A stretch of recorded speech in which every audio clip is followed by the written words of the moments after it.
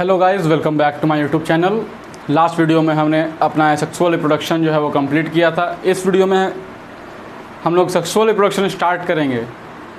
इससे हम लोग पढ़ेंगे कि सेक्सुअल रिप्रोडक्शन होता क्या है, why sexual reproduction is necessary, और अगर उससे वेरिएशन होता है तो वेरिएशन क्यों ज़रूरी है हमारे एग्जिस्टेंस के लिए। और फाइनली इसमें हम लोग पढ़ेंगे क्या, sexual reproduction in flowering plants. जो फ्लावरिंग प्लांट्स होते हैं उनमें सेक्सुअल रिप्रोडक्शन किस टाइप से होता है, फ्लावर में कौन कौन से ऑर्गन्स होते हैं, कौन कौन से पार्ट होते हैं जो सेक्सुअल रिप्रोडक्शन करवाने में हेल्प करेंगे। तो आइए हम लोग इस वीडियो में स्टार्ट करते हैं। तो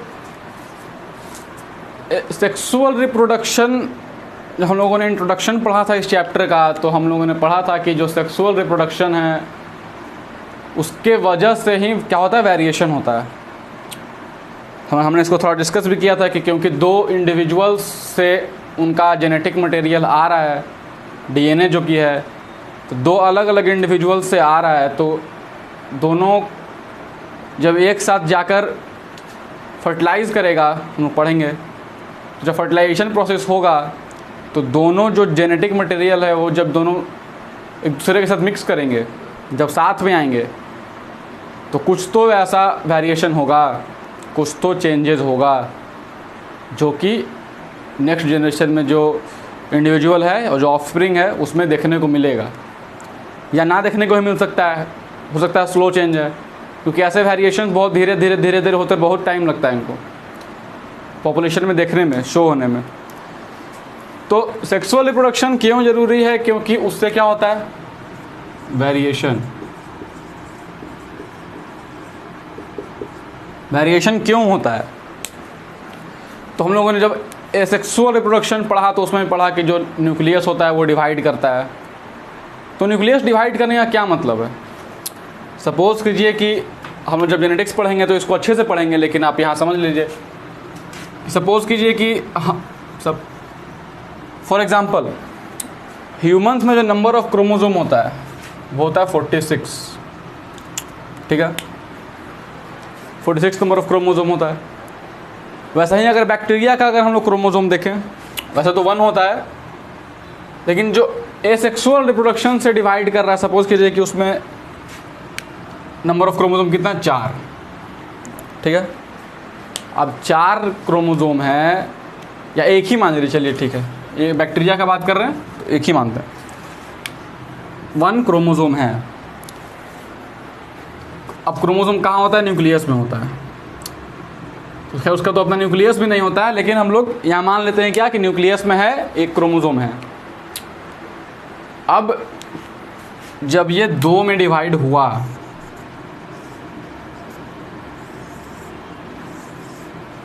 तो इस न्यूक्लियस का भी तो डिवीज़न हुआ, हम लोगों ने पढ़ा, जैसे हम लोग क्या करते हैं, कैरियोकाइनेसिस। अगर एक क्रोमोसोम है तो ऐसा तो नहीं है कि इसमें 1/2, इसमें भी 1/2, हाफ ऑफ क्रोमोसोम चला जाएगा। तो अगर हाफ क्रोमोसोम चला जाएगा तो फंक्शन अल्टर हो जाएगा, चेंज हो जाएगा, ये एग्जिस्ट नहीं कर पाएगा, क्योंकि इसके पास हाफ ही अमाउंट ऑफ डीएनए या कहिए क्रोमोसोम आया है, जबकि एग्जिस्टेंस के लिए क्या चाहिए, एक पूरा क्रोमोसोम। तो इससे बचने के लिए क्या होता है, न्यूक्लियस का डिवीज़न होता है, जिसमें कि जो क्रोमोसोम होता है उसका डुप्लीकेशन होता है, 1 से 2 होगा। जब 2 हो जाएगा तो एक इसमें चला जाएगा, एक इसमें चला जाएगा। तो एक प्रोसेस होता है डीएनए रेप्लिकेशन, ठीक है। जब सेल डिवाइड करने वाला होता है तो एक प्रोसेस होता है डीएनए रेप्लिकेशन, ठीक है। उसमें क्या होता है कि जो डीएनए होता है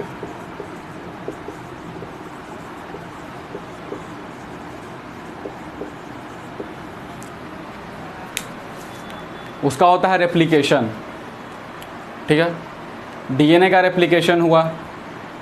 रेप्लिकेशन मतलब आप क्या समझते हैं, रेप्लिकेशन मतलब उसके जैसा एक और बनाना या बनना। इसको अगर रेप्लिकेट करें तो इसके जैसा सेम एक दूसरा बनना। तो इसमें होता क्या है कि ये कोई ज़रूरी तो है नहीं कि इसको अगर रेप्लिकेट करेंगे तो जो होगा वो सेम इसी के जैसा बनेगा। हो सकता है कोई चेंज हो जाए, कहीं शेप इसका चेंज हो रहा है, नीचे की कोई शेप हो जाए चेंज, या कैप चेंज हो जाए, या इसका जो पॉइंट है वो भी चेंज हो जाए। तो वैसा ही डीएनए में भी होता है। ये होता बहुत एक्यूरेट है, जो डीएनए रेप्लिकेशन का जो प्रोसेस है वो बहुत एक्यूरेटली होता है। बहुत कम चांसेस होते हैं कि इसमें मिस्टेक हो, बहुत से एंजाइम्स पार्टिसिपेट करते हैं। तो खैर, तो इसमें क्या होता है कि कोई चेंज हो जाता है डीएनए में, माइन्यूट चेंज।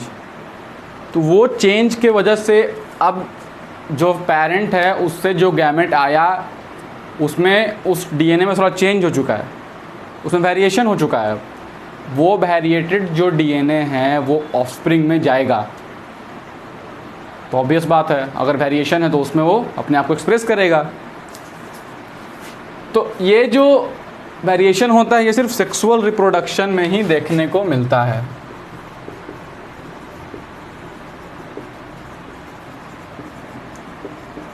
सेक्सुअल रिप्रोडक्शन से ही वेरिएशन होगा, एसेक्सुअल से नहीं होगा। ये हम लोग पिछले वीडियो में पढ़ चुके हैं। अगर आपको याद नहीं आ रहा तो आप पिछले वीडियो को प्रेफर कर सकते हैं, आप जाकर देख के आइए।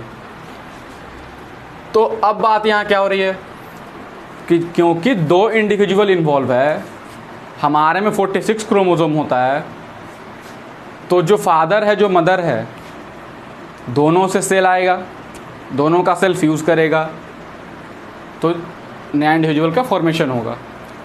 तो अगर फादर से आ रहा है 46 नंबर ऑफ क्रोमोसोम, मदर से भी आ रहा है 46 नंबर ऑफ क्रोमोसोम, अगर ये दोनों फ्यूज़ कर रहा है तो टोटल कितना हो जाएगा? 46 × 2,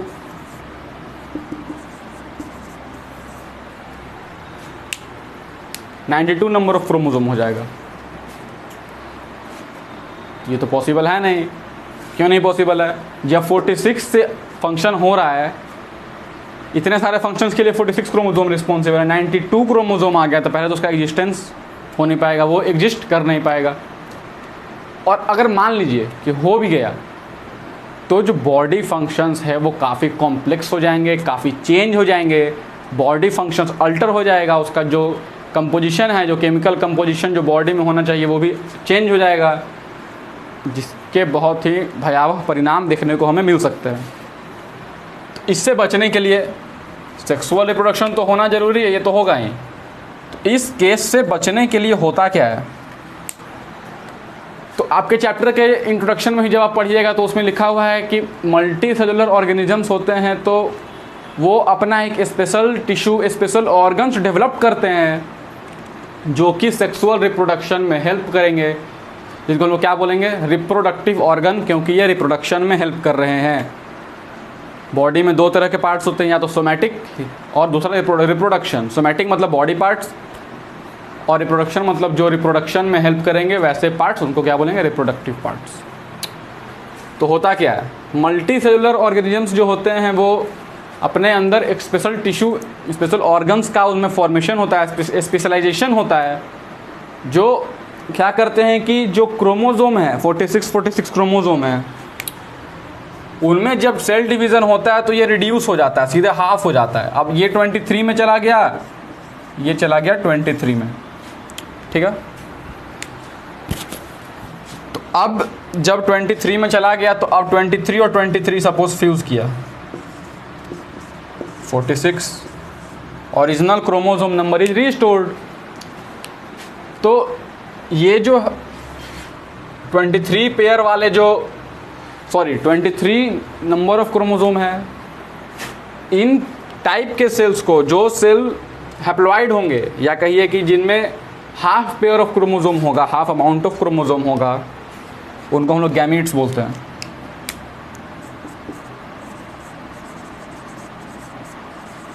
क्या बोलते हैं? गैमेट्स। गैमेट्स मतलब हैप्लॉइड सेल्स जो रिप्रोडक्शन में हेल्प करेंगे।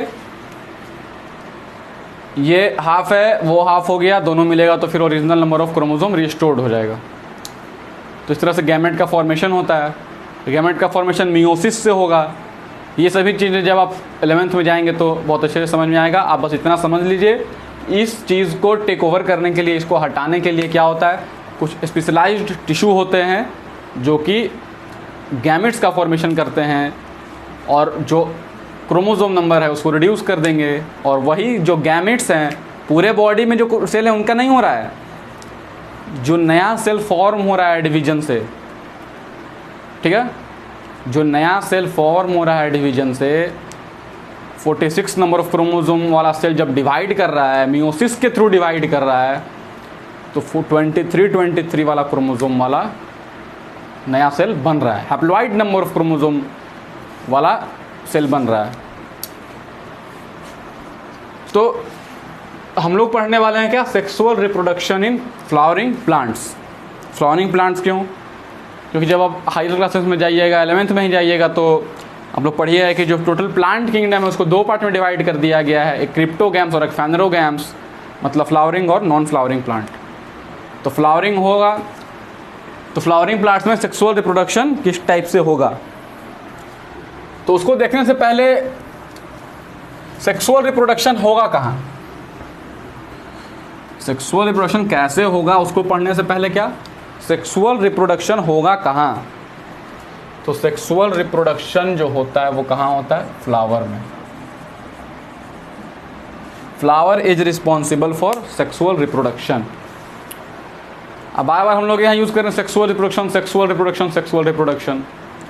आप एक और बात जान लीजिए, अब हमने पिछले एग्जाम्पल में पढ़ा कि फादर से आएगा, मदर से आएगा, तो जो ऑर्गेनिजम्स, प्लांट में हम लोग बात कर रहे हैं, जो ऑर्गेनिजम्स, वैसे ऑर्गेनिजम्स जिसमें both male and female reproductive parts are present, वैसा ऑर्गेनिजम्स या वैसे फ्लावर्स जिनमें एक ही फ्लावर में मेल रिप्रोडक्टिव पार्ट भी है और उसी में फीमेल रिप्रोडक्टिव पार्ट भी है, वैसे फ्लावर्स को क्या बोलते हैं, बाइसेक्सुअल।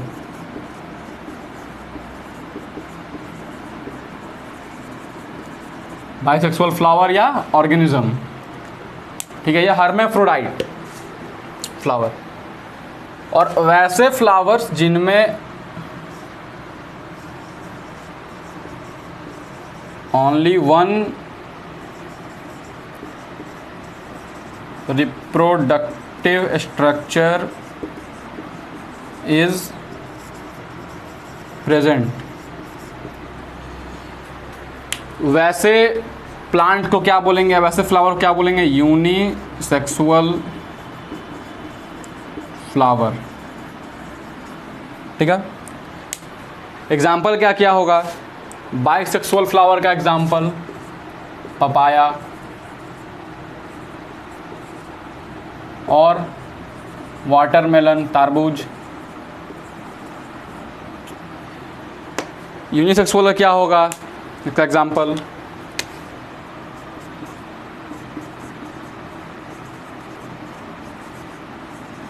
हिबिस्कस।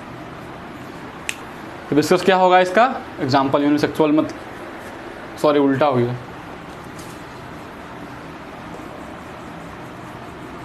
बाइसेक्सुअल जिसमें दोनों रिप्रोडक्टिव पार्ट एक ही में प्रेजेंट होंगे, उनको हम लोग क्या बोलेंगे, इसका एग्जाम्पल क्या होगा, हिबिस्कस। और यूनिसेक्सुअल का क्या, पपाया, वाटरमेलन, ठीक है। फ्लावर में होगा, अब आइए हम लोग उस फ्लावर के स्ट्रक्चर को देखते हैं कि उसमें मेल बॉडी जो रिप्रोडक्टिव पार्ट है उसको क्या बोलेंगे, कैसा होता है, फीमेल वाले को क्या बोलेंगे, कैसा हो। तो ये है एक कंप्लीट फ्लावर का स्ट्रक्चर। फ्लावर दो तरह के होंगे, हम लोग पढ़ेंगे आगे, तो ये पहले हम लोग सोच समझ लेते हैं। ये है एक बाइसेक्सुअल फ्लावर, कहने का मतलब इसमें मेल रिप्रोडक्टिव पार्ट भी होगा और फीमेल रिप्रोडक्टिव पार्ट भी होगा। अब इसमें देखिए, ये जो आपको दिख रहा है, ये पूरा एक फिलामेंट के साथ जो ऊपर एक बल्ब लाइक स्ट्रक्चर है, ये इधर, वैसा इधर भी है। इनको हम लोग बोलते हैं स्टैमेंस, STAMEN, स्टैमेन, ठीक है। एक को अब मैंने यहाँ तीनों बना दिया। ये जो है इसको क्या बोलेंगे, स्टैमेन। स्टैमेन में होगा क्या क्या, स्टैमेन इज कंपोज्ड ऑफ या कंप्राइजेज एंथर और फिलामेंट। अगर हम लोग इस स्ट्रक्चर को थोड़ा माइक्रोस्कोप में देखें, थोड़ा जूम करके देखें, तो जो बल्ब लाइक स्ट्रक्चर दिख रहा है आपको,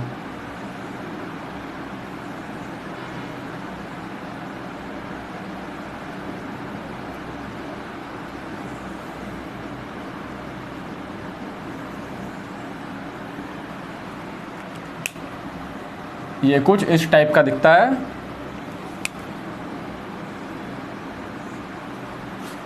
ठीक है, कहने का मतलब ये जो स्टॉल्क है, डंडे ऐसा स्ट्रक्चर जो है वो ये है, इसको क्या बोलते हैं, फिलामेंट। और ये जो है बाई लोब्ड स्ट्रक्चर, इसको क्या बोलते हैं, एंथर।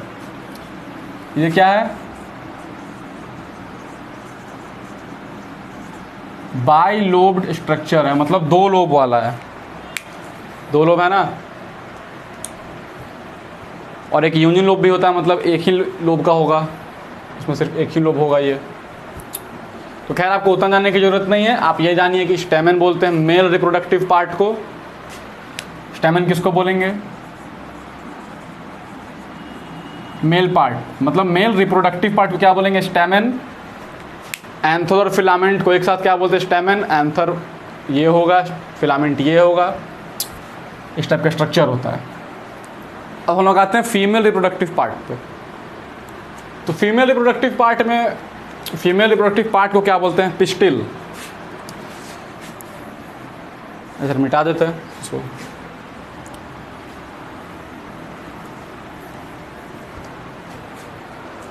जो फीमेल रिप्रोडक्टिव पार्ट होता है उसको क्या बोलते हैं, पिस्टिल। किससे किससे बना हुआ होगा, ये जो आपको कुशन लाइक स्ट्रक्चर दिख रहा है, कर्ली स्ट्रक्चर दिख रहा है, इसको क्या बोलते हैं, स्टिग्मा। STIGMA, स्टिग्मा बोलेंगे। ये जो आपको ट्यूब जैसा स्ट्रक्चर दिख रहा है, इलोंगेटेड ट्यूब लाइक स्ट्रक्चर जो स्टिग्मा के जस्ट नीचे है, इसको क्या बोलते हैं, स्टाइल।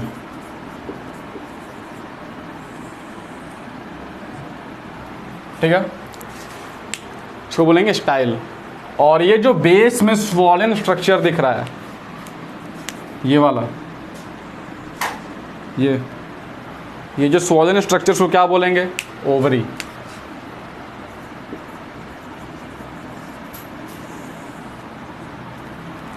ठीक है, तो इन तीनों को एक साथ क्या बोलते हैं, पिस्टिल या कार्पेल। पिस्टिल या कार्पेल, इन तीनों को साथ में बोलते हैं, स्टिग्मा, स्टाइल और ओवरी को। ये फीमेल रिप्रोडक्टिव पार्ट है। ठीक है, फीमेल को हम लोग कैसे भी डिनोट करते हैं, सिंबॉलिक रिप्रेजेंटेशन, और मेल को कैसे करते हैं, इस टाइप से। अब मैं जहाँ भी ऐसा साइन बनाऊंगा आपको समझ में आ जाना चाहिए कि ये मेल रिप्रोडक्टिव पार्ट का स्ट्रक्चर है या सिंबल है, और ये फीमेल रिप्रोडक्टिव पार्ट का सिंबल है। अब आपका क्वेश्चन क्या होगा कि सर चलिए ये पार्ट तो हो गया फीमेल रिप्रोडक्टिव पार्ट, ये हो गया मेल रिप्रोडक्टिव पार्ट, बाकी ये तीनों पार्ट जो है ये क्या है, इनका क्या यूज़ है। तो ये जो कलर्ड पार्ट है, रेडिश कलर, जिसको रेड से बनाए हैं, इसको बोलते हैं पेटल, पेटल्स। और ये जो ग्रीन स्ट्रक्चर है इसको क्या बोलते हैं, सेपल। ठीक है, जो कलरफुल पार्ट होंगे फ्लावर में प्रेजेंट, उनको क्या बोलते हैं, पेटल्स। और जो ग्रीनिश पार्ट होगा उसको क्या बोलेंगे, स्ट्रक्चर, उसको सेपल्स। और ये जो नीचे स्टाल्क जैसा स्ट्रक्चर दिख रहा है, ठीक है, इसको क्या बोलते हैं, थैलमस।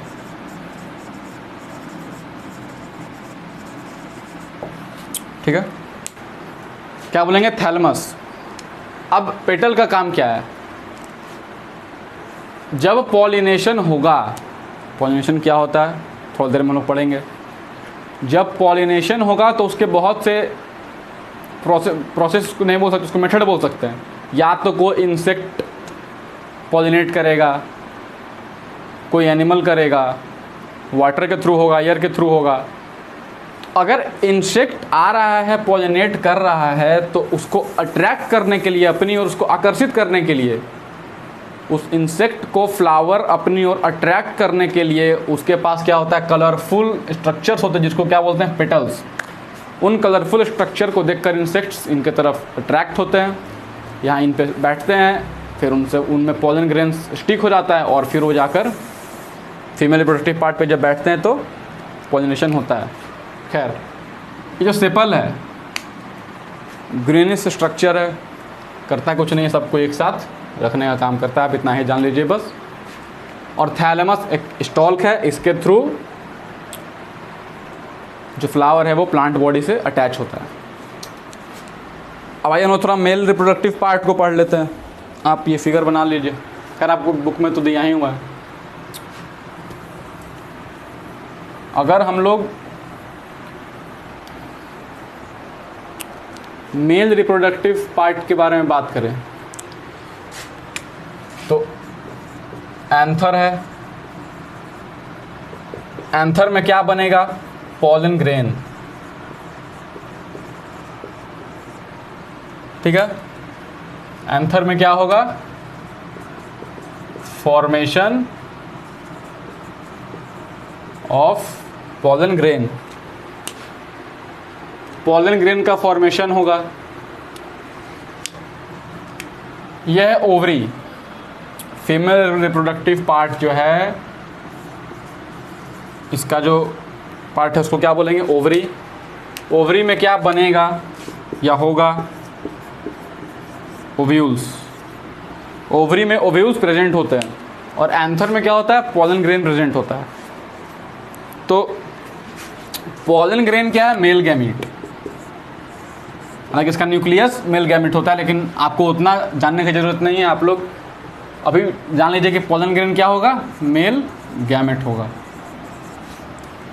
और ओव्यूल क्या होगा, क्योंकि फीमेल रिप्रोडक्टिव पार्ट का है तो इसको क्या बोलेंगे, फीमेल गैमीट। ठीक है, अब क्या होगा, एंथर में है पॉलन ग्रेन, फॉर्मेशन हो रहा है, फॉर्मेशन हुआ, अब क्या हुआ, पॉलन ग्रेन मैच्योर हो गया, मतलब अब वो रिप्रोडक्शन में हेल्प कर सकता है, रिप्रोडक्टिव स्टेज में पहुंच गया है, मैच्योरेशन हुआ। ओवरी के अंदर क्या है, ओव्यूल्स हैं। अब होता क्या है, एक प्रोसेस होता है पॉलिनेशन। ठीक है, क्या होता है, pollination.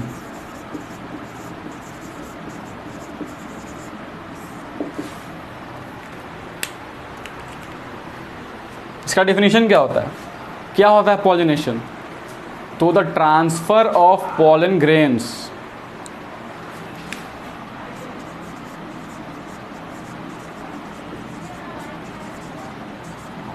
the transfer of pollen grains from anther to stigma। ठीक है, एंथर से पॉलन ग्रेन का ट्रांसफ़र कहाँ, मतलब मेल रिप्रोडक्टिव पार्ट से पॉलन ग्रेन का ट्रांसफ़र फीमेल रिप्रोडक्टिव पार्ट मतलब स्टिग्मा पे। प्रोसेस का नाम पॉलिनेशन। अब पॉलिनेशन दो टाइप का होता है, एक होता है सेल्फ पॉलिनेशन, ठीक है, एक होता है क्रॉस पॉलिनेशन। अब सेल्फ पॉलिनेशन क्या होता है, क्रॉस पॉलिनेशन क्या होता है, आप लोग याद इसको लिख लीजिएगा तो लिख लीजिएगा बॉक्स में।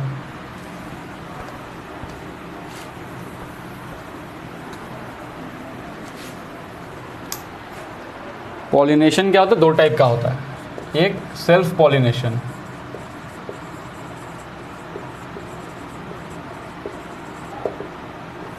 ठीक है। सेल्फ पॉलिनेशन क्या होगा, एक सेम फ्लावर में, ये हमेशा किस में होगा, बाइसेक्सुअल फ्लावर में, जिसमें मेल रिप्रोडक्टिव पार्ट और फीमेल रिप्रोडक्टिव पार्ट एक ही फ्लावर में प्रेजेंट है, वैसे flower, suppose hibiscus, China rose. तो इसमें क्या होता है कि सेम फ्लावर में जो मेल रिप्रोडक्टिव पार्ट है एंथर, वहाँ से पॉलन ग्रेन का ट्रांसफ़र होगा उसी फ्लावर के स्टिग्मा पे, मतलब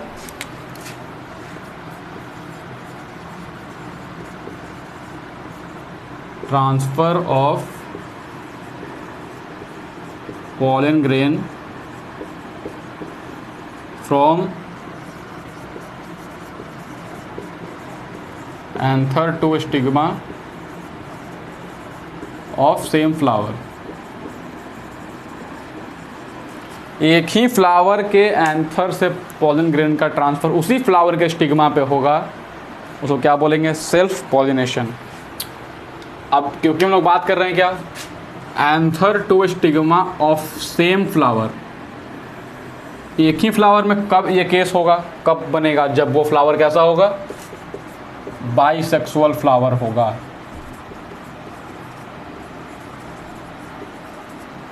बाइसेक्सुअल फ्लावर होगा तभी तो होगा, क्योंकि उसी में दोनों है, एंथर भी उसी में है और स्टिग्मा जो उसका जो फीमेल रिप्रोडक्टिव पार्ट है वो भी उसी फ्लावर में है। जो दूसरा टाइप उसको क्या बोलते हैं, क्रॉस पॉलिनेशन।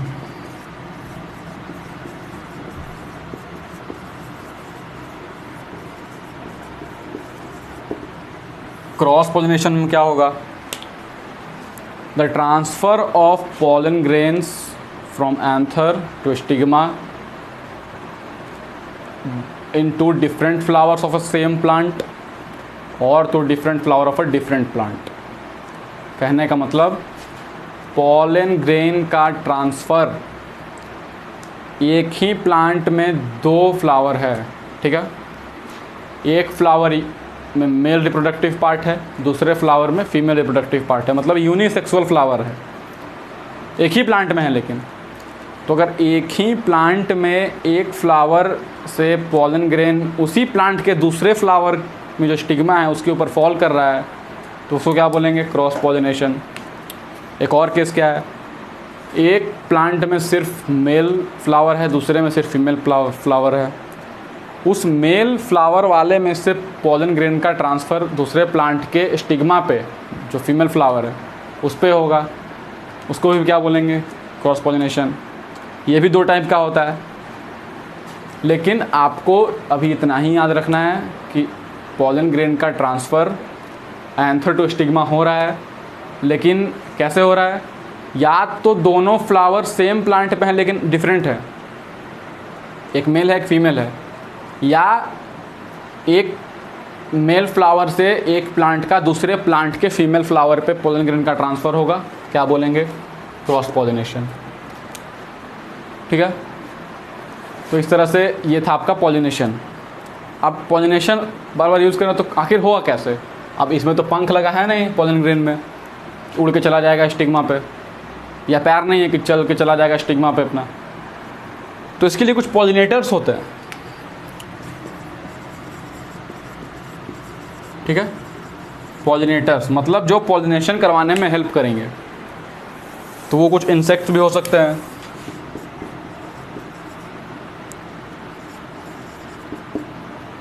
वाटर भी हो सकता है, एयर भी हो सकता है, कुछ एनिमल भी हो सकता है। ठीक है, अगर हम लोग इंसेक्ट की बात करें तो बी, हनी बी सबसे बढ़िया एग्जाम्पल। हनी बी क्या करेगा, फ्लावर बैठेगा तो फ्लावर तो छोटा स्ट्रक्चर है, उसका एंथर में जो पोलन ग्रेन होगा वो हनी बी के बॉडी में स्टिक हो जाएगा, स्टिकी होता है, स्टिकी हो जाएगा, अब स्टिक हो गया। अब वही हनी बी जो है वो फीमेल फ्लावर पे जाके बैठा, उसके स्टिग्मा पे क्या होगा, पोलन ग्रेन फॉल कर जाएगा, फिर उस स्टिग्मा पे फॉल करने के बाद उसका फर्दर ग्रोथ होगा। ठीक है, या वाटर में होगा तो जो वाटर के जो प्लांट्स होते हैं जो वाटर में प्रेजेंट होते हैं उनमें वाटर करंट के थ्रू पोलन ग्रेन का ट्रांसफ़र होता है। एयर के थ्रू होगा, हवा आएगा, जो फिलामेंट है इसका यूज़ क्या है, क्योंकि स्टॉल लाइक स्ट्रक्चर है, तो ऐसे ऐसे उसको क्या करेगा, एंथर को शेक करेगा, जिसके थ्रू क्या होगा, एंथर बर्स्ट होगा और पोलन ग्रेन हवा में उड़ जाएगा और फिर फ्लावर के स्टिग्मा पे जाकर फॉल करेगा, वहाँ पे पोलन ग्रेन का क्या होगा, जर्मिनेशन होगा। एनिमल के थ्रू होगा, कुछ रैट्स, टर्माइट्स, ये सभी चीज़ें हेल्प करते हैं क्या, पॉलिनेशन करवाने में। अब यहाँ बात हम लोग बार बार कर रहे हैं क्या, कि पोलन ग्रेन जब स्टिग्मा पे फॉल होगा तो उसका ग्रोथ होगा, जर्मिनेशन होगा। कैसे होगा,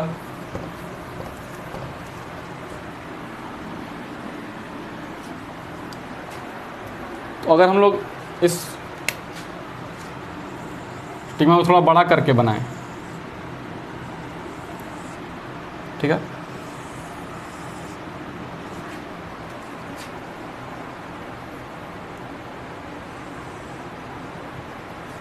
या भी इतना ही बनाइए। चलिए, यहां पर आके कौन फॉल किया, पोलन ग्रेन। डबल लेयर्ड होता है,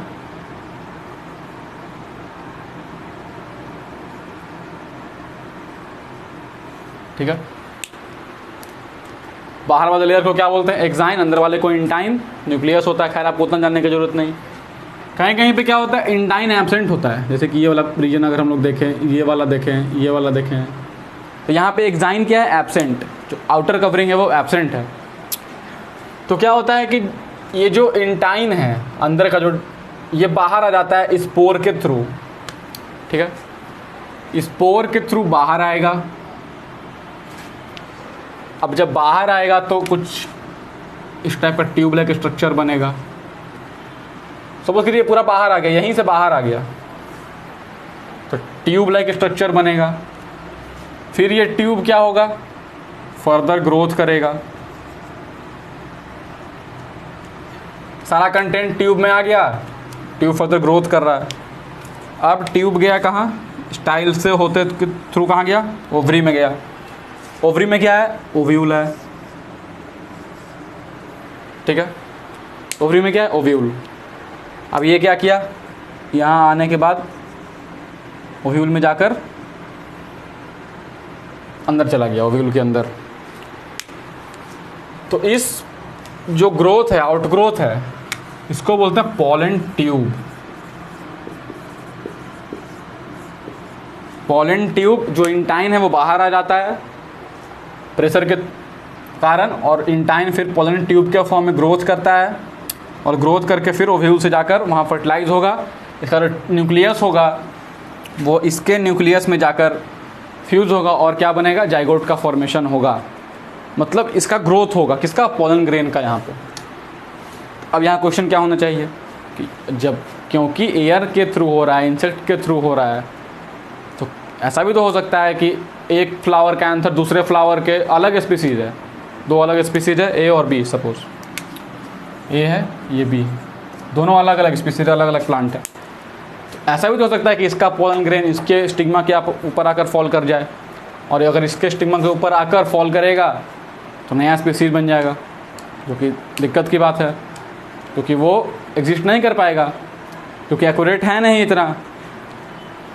तो क्या होता है कि कुछ जो ओवरी है, जो ओव्यूल है, जो पोलन ग्रेन है और जो पिस्टिल है, फीमेल पार्ट, इनके बीच में एक इंटरेक्शन होता है जिसको हम बोलते हैं पोलन पिस्टिल इंटरेक्शन। मतलब स्टिग्मा सिर्फ उसी पोलन ग्रेन को जर्मिनेट करने में हेल्प करेगा, उसी पोलन ग्रेन को नरिशमेंट देगा जो कि उसी के स्पीसीज़ का होगा, सेम स्पीसीज़ का होगा, उसी के जैसा होगा, उसी फ्लावर का होगा, उसी प्लांट का होगा, ठीक है। फिर से एक बार समझ लीजिए, पिस्टिल में जो स्टिग्मा है वो उसी पोलन ग्रेन को ग्रोथ करने में हेल्प करेगा, उसको नरिशमेंट देगा जो कि उस सेम स्पीसीज़ का होगा, ठीक है। और जो दूसरे स्पीसीज़ का होगा उसको ग्रोथ नहीं करने में मदद करेगा, उसको रिजेक्ट कर देगा। मतलब यहाँ सिंपल एक्सेप्ट और रिजेक्ट वाली बात है। एक्सेप्ट करेगा सेम को, दूसरे को क्या करेगा, रिजेक्ट करेगा। तो अब हो गया पॉलिनेशन। तो पॉलिनेशन हो गया तो जाइगोट का फॉर्मेशन हो गया। क्योंकि गैमेट है तो हाफ हाफ क्रोमोसोम होगा, हाफ आया मेल से हाफ आया फीमेल से, दोनों मिलकर क्या बनाया, जाइगोट बनाया। जाइगोट कैसा हो गया, उसमें फिर total number of chromosome restore हो गया, मतलब अगर 20 क्रोमोसोम था इसमें भी आकर 20 हो गया। अब जाइगोट और फर्दर डिवीज़न करता है। फर्दर डिवीज़न करने पे क्या बनाएगा, एम्ब्रायो बनाएगा। ठीक है, अब समझिए सब काम कहाँ हो रहा है, ओवरी के अंदर। ओवरी के अंदर ओव्यूल है, तो ओव्यूल जो होता है वो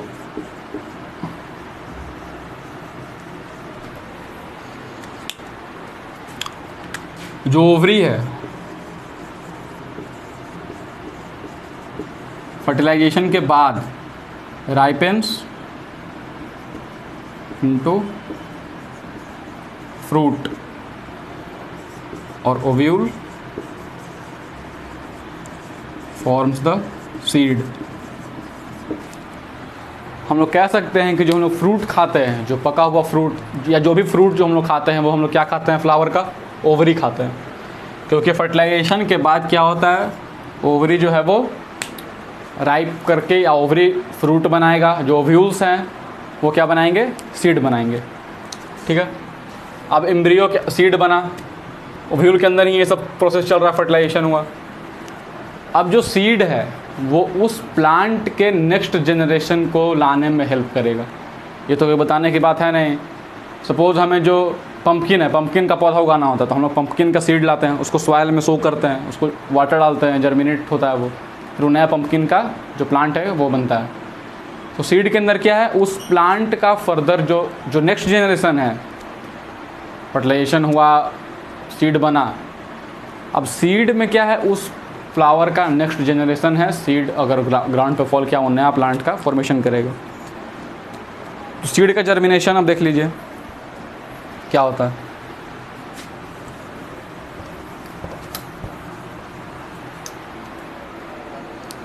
सीड का हुआ जर्मिनेशन, सपोज ये सीड है, ये ग्राउंड है, ग्राउंड के अंदर इस सीड को